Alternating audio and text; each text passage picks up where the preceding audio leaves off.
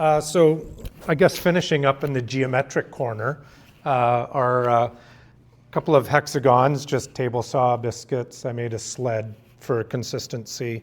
I did get the wood at the woodshed. And these were made as, excuse me, for a wedding reception centerpieces.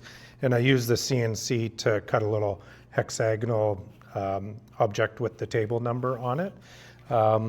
And so they were just there, but when they get the little keyhole slot routed in the back, they're going to be hanging on the wall. And the hexagon comes for those of you that play Settlers of Catan or know somebody that does. But what's kind of neat is if you want, you can nest them together and make it a little bit of a bigger geometric form because there's 6 of the maple and 6 of the walnut.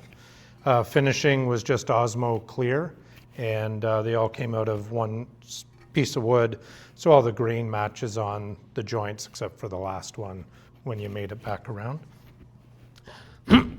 So I think that's about the only one.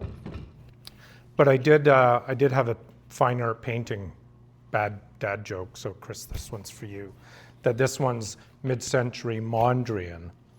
So you'll get that. So anyways, yeah, any other questions about that? What degree is each cut? Well, 60 or 30, so that, because when you have the hexagon, your 6 angles have to add up to 360. So I think I set the table saw, like say 30 one way. Well, it was a left tilt saw.